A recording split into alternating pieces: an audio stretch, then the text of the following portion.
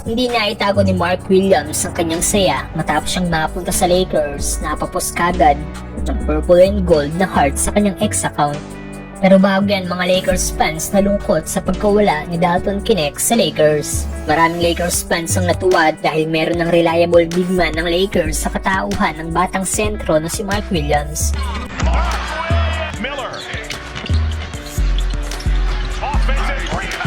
Sa kabilang banda naman, marami ring Lakers fans ang nalungkot dahil wala na sa team ang rookie na si Dalton Knecht. Dahil sa post ng isang basketball page patungkol sa trade na nangyari, mas marami pa nga pong nakasad face react kaysa sa like o heart react. Ito ay dahil sa pag-trade ng team kay Dalton Knecht. Si DK4 nga po naging 17th pick ng Lakers sa nagdaang NBA draft kung saan nakilala ito sa kanyang pagiging streaky shooter. Na once pag nag-init na ito sa tres ay hindi ito mapigilan.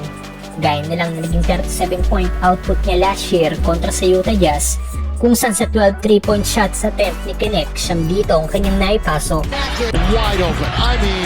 Wide open. Kaya naman maraming Lakers fans talaga ang nangihinayang sa potensyal ng nasabing rookie.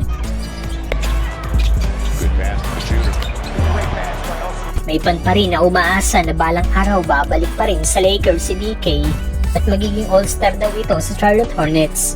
Pinagsabi naman na 100% talo daw ang Lakers sa naging move na ito dahil magiging superstar daw si Dalton Knecht sa hinaharap.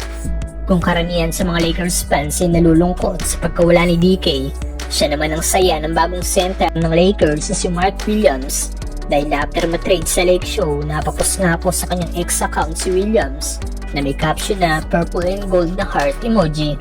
Nangangahulugan lang ito na masayang-masaya siya na makakapaglaro siya sa Lakers. Sino ba namang hindi matutong maglaro sa isang historic franchise tulad ng Lake Show? Ikalawang may chance siyang makasama maglaro sa isang team ang isa sa GOAT na si LeBron James, ganun din ang superstar na si Luka Doncic. Ikatlo, nalipat siya sa team na maganda ngayon ang katayuan sa standings. Di gaya sa dati niyang team na Charlotte Hornets na isa sa bottom team ngayon sa NBA. Kaya may chance na din siyang makatikim ng kampyonato. Massive win daw talaga ang trade na ginawa ng Lakers. Si Mark Williams daw ang sentro na kailangan ng team. Bata at isang double-double machine.